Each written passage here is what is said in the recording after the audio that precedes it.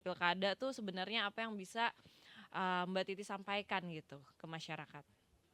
Itu kan sebenarnya hak ya. Ya, Jadi hak yang sudah diberikan oleh undang-undang dan konstitusi bagi para pasangan calon untuk mencari keadilan. Justru proses di Mahkamah Konstitusi itu menjadi ruang bagi semua pihak, baik bagi pasangan calon ataupun bagi KPU untuk sama-sama membuktikan kinerjanya ya. begitu. Pasangan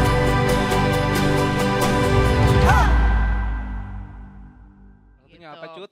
Jadi ini ada salah satu dari Detik News, yaitu MK telah menerima 200 gugatan perselisihan hasil Pilkada 2024 hingga saat ini. Nah, saat ininya itu di jam berapa tadi nih? Jam 16.25.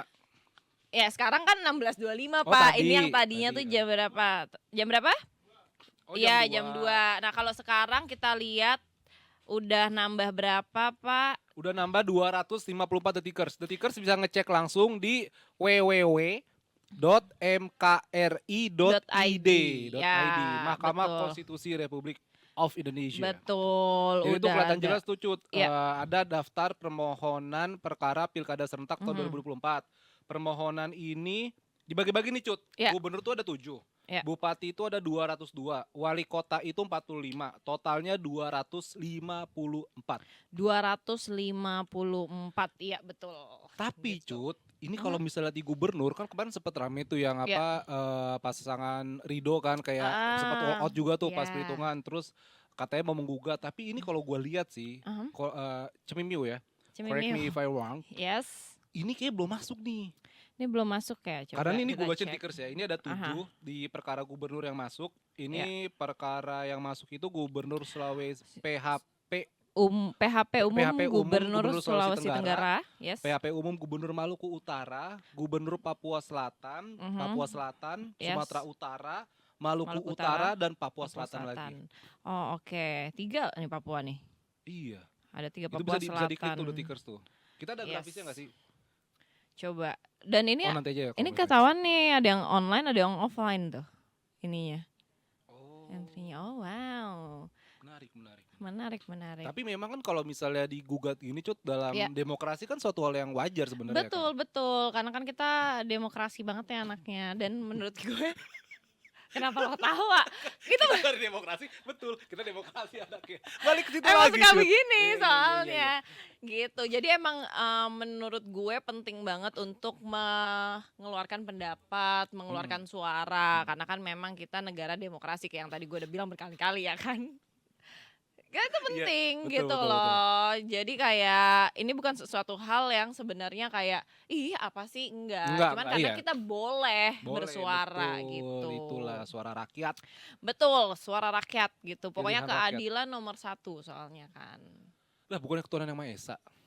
Betul, itu kan Pancasila ya Pak ya. Cuman kan maksud saya. Iya, betul.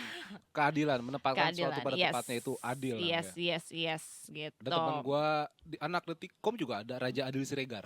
Palembang bener ada. Nah, dipanggilnya siapa? Panggilannya Raja.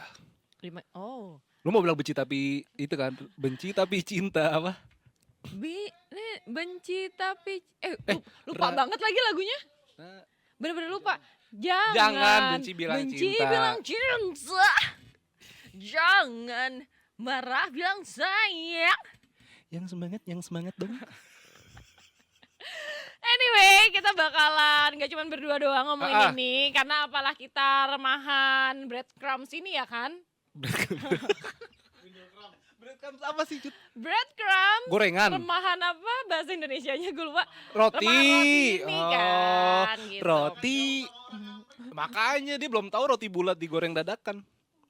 Itu tahu. Kita nggak berdua, kita ada siapa? Kita berdua doang karena kita akan kedatangan narasumber yang adalah Dewan Pembina Perludem. Yes. Gitu, Ibu Titi Anggraini. Ibu Titi Anggraini Perludem, gitu. Perkumpulan untuk Pemilu dan Demokrasi Detikers. Betul. Tapi apakah sudah terhubung? Belum terhubung. 25 belum, Pak. Tadi kan saya udah bilang, udah dicek nih, belum ada Ridwan Kamil nih. Gitu. Gugatannya. Permohonan namanya, Cut. Permohonan. Cuman kalau misalkan menurut lo nih pilkada tahun Yes. ini gimana sebagai lo masyarakat nih? Iya. Gimana? Heeh. Oh, saya Jakarta nyoblos kemarin. Nyoblos kan sama Nyoblos. kita geng Jakarta. Yoi. Wuh. Tapi lu datang kan ke TPS? Datang dong. Karena sepi The Tickers. Iya. Sepi. Tapi tunggu di tempat lo tuh dijadwalin gitu nggak? Kata lu tunggu, gue tunggu dulu nih. Apa? Serius boleh nggak Pak ini? Iya boleh. Heeh. Enggak kan dijadwalin? Oh Siapa iya, aja boleh soalnya datang. di tempat gue dijadwalin. Enggak, karena pilkada. Kalau kemarin pilpres tuh kan kita banyak banget kertas suaranya kan, milihnya banyak kan. Kan kemarin cuma gubernur doang. Betul. Iya kan, makanya lebih cepet Lebih cepat. dan sepi. Kalau sepi ya karena kalau gue kan karena datang pagi ya Pak. Oh. Oh lu jadi petugasnya itu ya? Apa sih yang dapat duit kan tuh? Petugasnya. Enggak. Oh enggak. Enggak, kebetulan pada saat itu kemarin tuh gue ini kerja menemani quick count. Oh gitu. Oh udah kerjaan. Jadinya gue datang pagi Iya. lah. Orang pertama tuh kayaknya yang nyoblos tuh gue Hmm. tuh. Tapi emang sepi banget. Tapi emang ada jadwalnya dari sehari sebelumnya. Udah diketok rumahnya, pagi dapetnya gitu. Gue kayak gak ada jadwalnya Jut. Gue Masa sih? langsung datang aja. Mungkin karena di tempat gue rame kali ya. Bisa jadi Bakalan sih. rame jadinya dijadwalin. Kayak kemarin Iya. Pilpres juga dijadwalin soalnya. Oh ke pilpres jadwalin. Kalau Dijadwalin ini enggak. juga. Terus Terus apa? tapi tau gak yang sedih apa? apa? Yang sedih Apa? adalah Apa? kan biasanya kita kan nyelupin nih di tinta ada nih busa-busanya, ada Oh, tisu-tisunya. Karena gue datangnya kepagian, belum ada Pak. Jadi gue nungguin gitu netes. Sambil jalan begini. Jangan pegang apa-apa, jangan pegang apa-apa. Ini Iya. Mbak bener-bener nggak ada, enggak. Boleh meper aja Mbak. Terus gue kayak masa gue meper di pohon kayak gitu. Telepon, iya apa sih? Gitu. Tapi ada nggak cerita-cerita lucu pemilu-pemilu tahun ini? Nggak Karena ada ada dua kan soalnya. Iya nggak ada beneran vibesnya tuh kalau vibesnya kemarin pilpres emang rame banget. Iya. Wah rame banget ibu-ibu terus wah di inilah. Cuman kemarin beneran biasa aja. Beneran kayak masuk dateng lah udah nih. Ya Udah kan nih mas, cuman kok nggak sebiji. sakit gitu. Disuntik Iya, Pak gitu disuntik. kan. Nggak cap-cip-cup kan? Enggak, kemarin kan udah ada pilihannya jelas. Keren. Lu juga kan? Udah. Walaupun banyak ya, sebenarnya kalau nggak salah gue sempet baca tuh banyak juga loh ya ini cut apa yang orang nggak datang. Jadi makanya pemilihnya tuh berapa persen gitu. Oh iya Ada yang nggak datang. ada beberapa persen yang Karena nggak kan datang. kalau misalnya pilpres itu kalau Tickers juga cermati pilpres itu kan misalnya kita di mana nih, terus Iya. itu kita bisa nyoblos di situ. Kalau pilkada kan nggak bisa, harus di situ juga. Benar. Karena kemarin kebetulan gue lagi di Chicago ya kan, Cicago. Chicago, dekat sama Cibinong situ. Kita udah Kita terhubung sama dengan Mbak Titi. Mbak Titi dari Dewan Pembina Perludem. Selamat sore Mbak Selamat Titi. sore, Mbak. Ya, selamat sore Mbak. Selamat Mas. sore. Gimana kabarnya nih Mbak? Alhamdulillah sehat. Alhamdulillah sehat. Udah siap ya kita ngobrol-ngobrol hari ini tentang banjirnya laporan sengketa ini. Mhm. Oke. Jadi Mbak gimana nih kalau untuk sekarang nih kalau ngelihat banyaknya jumlah gugatan sengketa hasil pilkada tuh sebenarnya apa yang bisa Mbak Titi sampaikan gitu ke masyarakat?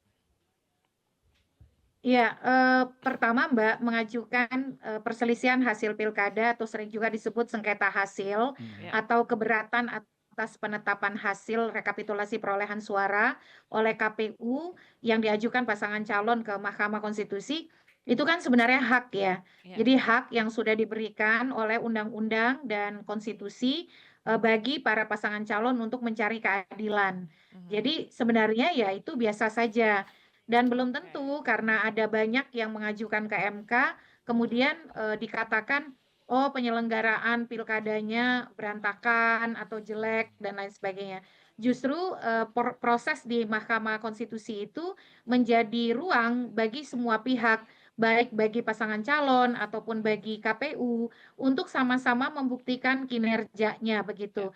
Pasangan calon kan sebenarnya mereka memindahkan arena jalanan ke ruang persidangan begitu. Kita kan tidak berharap ya keberatan atau penolakan terhadap hasil itu disalurkan dengan cara-cara jalanan begitu. Ya. Nah, ini mereka menempuh jalan hukum di ruang-ruang persidangan. Jadi sebenarnya itu salah satu ciri negara yang demokratis, karena demokrasi itu disertai oleh rule of law atau sistem penegakan hukum pilkada yang memadai. Di banyak negara bahkan mereka tidak terlalu punya sistem hukum yang mampu mewadahi penyelesaian sengketa dengan baik. Kita patut bersyukur bahwa Indonesia punya Mahkamah Konstitusi, lalu bagi pihak-pihak yang keberatan dengan hasil yang ditetapkan, mereka bisa menggunakan ruang-ruang hukum di Mahkamah Konstitusi yang sidangnya terbuka, transparan, dan akuntabel. Jadi memang bagi mereka yang ada sengketa hasil di MK, proses pilkadanya belum selesai ya, berarti ada proses sengketa hasil atau perselisihan hasil yang akan berproses di Mahkamah Konstitusi, itu waktunya Mbak kurang lebih 45 hari kerja. Jadi Mahkamah Konstitusi diberikan waktu oleh Undang-Undang Nomor 10 Tahun 2016 untuk menyelesaikan sengketa hasil itu selama 45 hari kerja begitu. Nah, jadi kita berharap nih pasangan calon itu bukan sekedar hanya untuk menuntaskan rasa penasaran ya. Jadi ada beberapa motif tuh pasangan calon ke Mahkamah Konstitusi. Yang pertama satu, ingin menuntaskan tadi ya rasa keinginan untuk mencari keadilan dan itu memang disediakan oleh undang-undang dan konstitusi. Yang kedua, karena ingin memenuhi harapan pendukung atau konstituen. Jadi kadang-kadang ada pasangan calon yang kita temui sebenarnya dia sudah bisa menerima, tapi konstituennya masih menginginkan dia melakukan upaya-upaya hukum begitu. Atau yang ketiga begitu ya, ya untuk kemudian membuat ramai saja atau menguji saja begitu ya. Nah, jadi banyak motif, tetapi ya tidak apa-apa. Kalau misalnya permohonan tidak ditopang oleh alat bukti yang cukup, lalu fakta dan data yang memadai, ya kan akan kemudian sulit untuk melakukan pembuktian.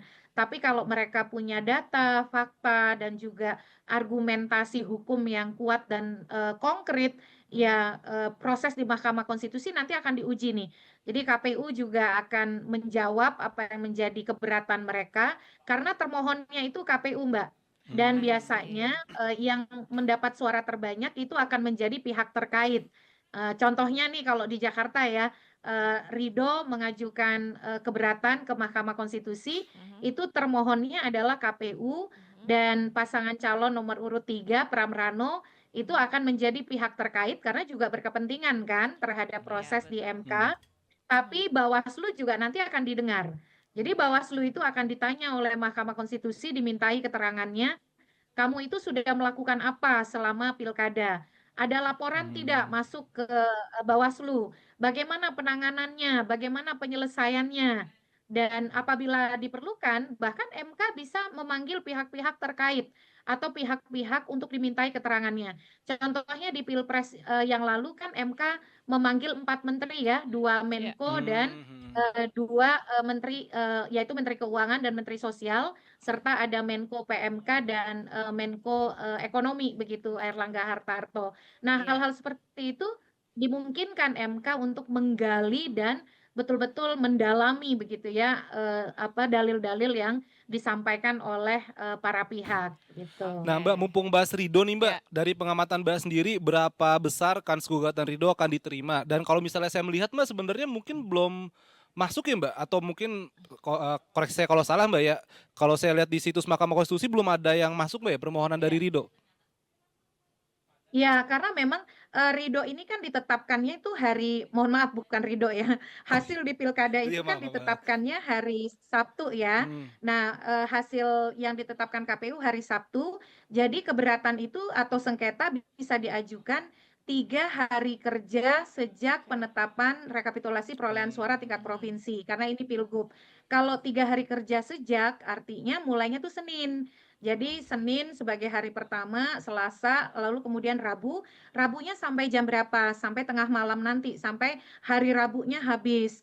Jadi kita tunggu sampai jam 23.59, itu masih ada waktunya untuk mengajukan sengketa hasil ke Mahkamah Konstitusi. Lalu kemudian Mahkamah Konstitusi akan memeriksa, tapi setelah memasukkan permohonan atau sengketa ya, mereka masih punya kesempatan untuk memperbaiki permohonan itu juga 3 hari.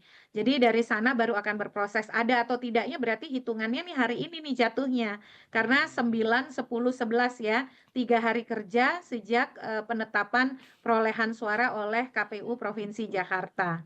Oke. Dan juga Gitu. tadi kan, Mbak Titi juga sempat mention kalau semua laporan kan mungkin tidak bisa disidangkan gitu, Iya Mbak. iya. Apakah faktor yang paling diperhitungkan, Mbak, untuk menyidangkan perkara sengketa pilkada? Apakah harus ada faktor TSM begitu, Mbak, terstruktur, sistematis, masif gitu? Ya.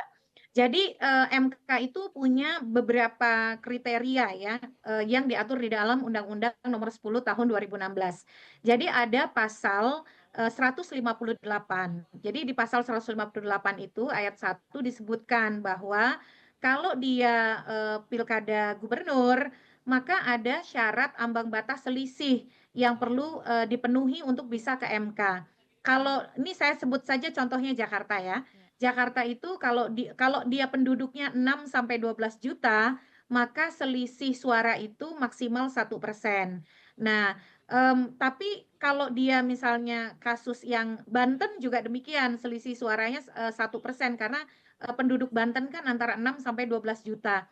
Tapi syarat itu hanya relevan, dihubungkan dengan perolehan suara antar calon untuk daerah yang pilkadanya cuma 1 putaran yang langsung, menentukan siapa pemenang dari perolehan suara. Seperti di Banten nih, siapa yang dapat suara terbanyak dia akan dapat kursi kan. Iya. Tapi kalau Mhm, di Jakarta kan sistemnya adalah 50% plus 1 ya kan, kalau mhm. mau menjadi calon terpilih.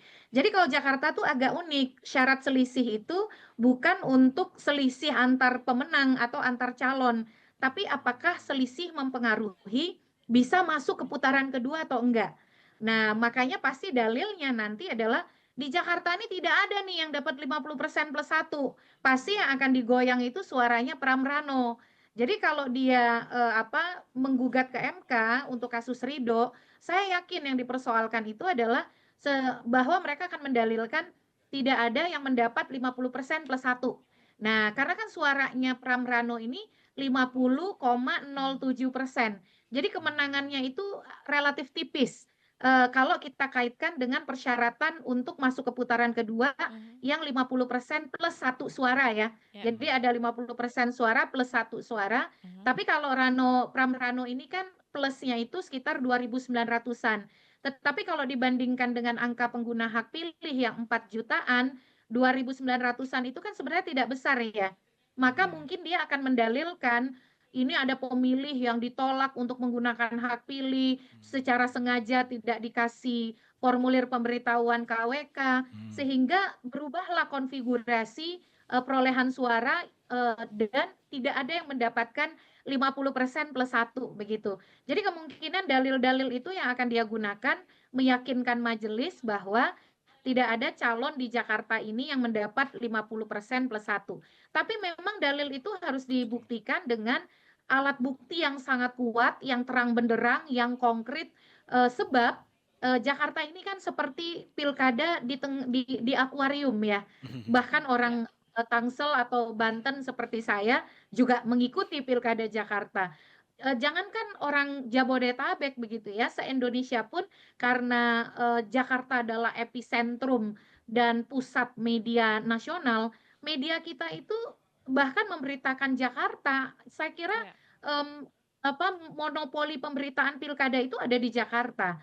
Nah, Mhm. jadi memang bagaimana mereka meyakinkan bahwa telah terjadi pelanggaran, kecurangan yang membuat, suara itu bisa berubah konfigurasinya akibat ada pemilih yang tidak bisa menggunakan hak pilih, Ya. dihalang-halangi dalam menggunakan hak pilih, sehingga Mhm. mempengaruhi, konsentrasi suara. Dan ujung-ujungnya nampaknya mereka akan mendalilkan ini tidak ada nih yang dapat 50% plus 1.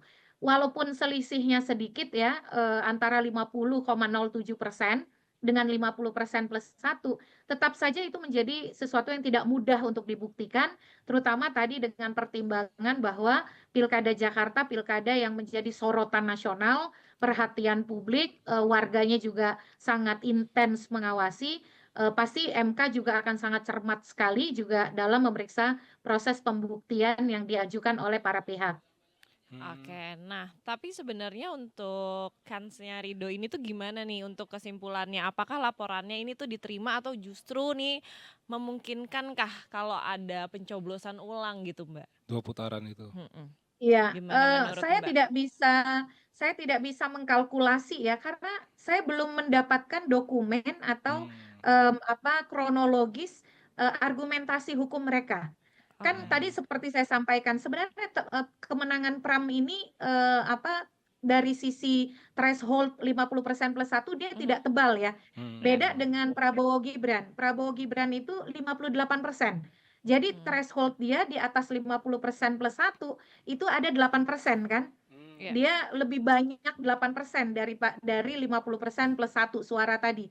Nah, sementara Pram Rano ini kan thresholdnya dari 50% plus satu, mereka berada di 50,07%. Ya. Jadi peluang itu bergantung pada alat bukti dan dalil yang diajukan itu apakah betul mampu merekonstruksi. Misalnya contoh begini, peluang bahwa MK akan memerintahkan pemungutan suara ulang karena ada pemilih yang tidak mendapatkan formulir C6 atau sebenarnya namanya formulir C pemberitahuan KWK, itu dimungkinkan asal bisa dibuktikan bahwa C pemberitahuan itu tidak dibagikan secara sengaja. Jadi memang ada niat secara sengaja untuk tidak membagikan, lalu ada pemilih yang ditolak menggunakan hak pilih karena dia tidak membawa C pemberitahuan atau yang populer disebut sebagai undangan tadi. Nah, kalaupun ada, dia harus berpengaruh terhadap perolehan suara. Kalau ada tapi yang seperti itu, misal hanya ada di 1, 2, 3 TPS, nah itu mungkin akan sulit untuk meyakinkan Mahkamah Konstitusi. Sebab dia tidak akan berpengaruh terhadap perolehan suara 50% plus satu tadi kan. Ya. Nah, dan tambahan lagi, kalau pemilih tidak dibagikan C pemberitahuan, yang rugi itu tidak bisa diasumsikan hanya paslon Ridho. Kan pemilih Jakarta itu ada banyak. Bisa jadi yang tidak dapat C pemberitahuan itu justru paslon nomor urut 3 atau jangan-jangan paslon nomor urut 2 Darmakun begitu ya. Iya. Darmakun Kunwardana. Ya. Nah, dia tidak bisa argumentasi itu permohonan itu asumtif. Tidak bisa mengatakan banyak pemilih tidak menggunakan hak pilih lalu seolah-olah pemilih itu hanya memilih satu calon tertentu. Karena kerugian itu bisa dirasakan oleh semua calon kalau kemudian misalnya ada yang tidak terdaftar dan lain sebagainya. Bahkan ada satu kasus nih penutup ya di Rokan Hulu tahun 2024 memang MK memerintahkan pemungutan suara ulang karena dalil bahwa ada sejumlah besar pemilih yang secara sengaja tidak dibagikan C pemberitahuan. Tapi MK tidak serta-merta memerintahkan PSU. Dia memerintahkan dulu untuk dilakukan pemutahiran data pemilih ulang karena MK meragukan data pemilih yang dibuat oleh KPU yang data pemilihnya di perkebunan pada waktu itu sangat besar, tapi pengguna hak pilihnya sangat kecil. Dia di TPS khusus ya, lokasi khusus Ya. perkebunan. Tapi kan ini Jakarta beda ya. Iya, betul. Sebaran yang tidak menggunakan hak pilihnya kan merata kan. Dan Iya. bukan hanya terkonsentrasi misal di lokasi-lokasi khusus tertentu. Jadi ini problem dan pemilih yang tidak menggunakan hak pilih itu adalah fenomena jamak di Indonesia di Ya. Pilkada 2024. Bukan fenomena khas hanya Jakarta. Bahkan di Ya. Sumatera Utara golputnya itu adalah setengah dari jumlah pemilih begitu. Iya. Oh, Nah, oke. oke. Nah, kalau kita kembali lagi nih, kalau secara umum nih, kalau dibandingkan dengan laporan sengketa periode sebelumnya, itu bagaimana Mbak dengan sengketa periode sekarang? Ya, kalau dibandingkan dengan sebelumnya ya Mbak, Ya. tidak bisa dikatakan bahwa yang sekarang tuh meningkat. Karena Oke. tahun 2020 itu pilkadanya cuma di 270 daerah. Oke. Nah, yang sekarang kan di seluruh wilayah Indonesia 545 daerah. Jadi sebenarnya dari sisi angka ya angka yang mengajukan ke MK itu rata-rata stabil ya dari setiap pilkada dari 2015, dari 2017, 2018, 2020 dan 2024. Karena kita harus juga melihat jumlah daerah yang menyelenggarakan pilkada. Tahun ini yang menyelenggarakan pilkada 545. Jadi dengan 200 sekian dan bisa jadi Mbak di satu daerah yang mengajukan itu 2 paslon. Jadi belum Oke. tentu dia itu setiap daerah satu paslon, bisa jadi di satu daerah contoh nih Banjarbaru. Ya. Di Banjarbaru itu kan ada 4 permohonan yang masuk ke Mahkamah Ya. Konstitusi ya. Mhm. Nah, jadi hal-hal seperti itu dan Jakarta konon katanya kan pasangan calon nomor urut 1 Ridho dan nomor urut 2 Darmakun Kunwardana kan Mhm. juga sama-sama ingin mengajukan katanya. Artinya kan di Jakarta saja ada Iya. 2 begitu. Oke. Terakhir Mbak, apakah ada pesan dari Perludem kepada pihak-pihak yang melaporkan gugatan hasil Pilkada 2024? Ya, yang pertama saya kira itu kita hormati sebagai sebuah proses yang merupakan hak dari pasangan calon. Tapi yang kedua juga perlu menempatkan secara proporsional dan berimbang ya, tetap dalam bingkai kedewasaan dan pendidikan politik bagi warga. Pasangan calon juga mestinya mengikuti proses dengan mengajukan bukti yang nyata, bukti yang konkret, dan Ya. juga bukti yang kuat. Kita harapkan tetap menjaga kondusivitas dan mengikuti proses ini sebagai sebuah proses hukum. Jangan sampai kemudian misalnya terjadi provokasi atau kemudian upaya untuk menimbulkan benturan massa begitu ya. Nah, kepada masyarakat pun ya kita ikuti prosesnya dengan baik, Ya. kita cermati prosesnya, kita pantau karena sidang MK itu kan terbuka ya Mbak ya.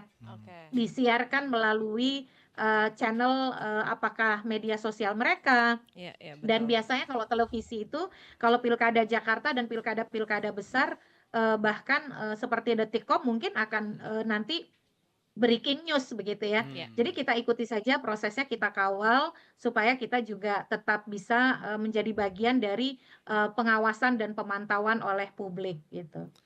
Siap, Oke, terima siap. kasih banyak Mbak Titi Anggraini, Dewan Pembina Perludem. Terima kasih banyak. Sehat-sehat selalu Terima Mbak, Selamat dinanti kasih. lagi sore. Ya, informasinya. ya Selamat sore sampai ketemu Mbak. Sampai ketemu, sore. Mbak.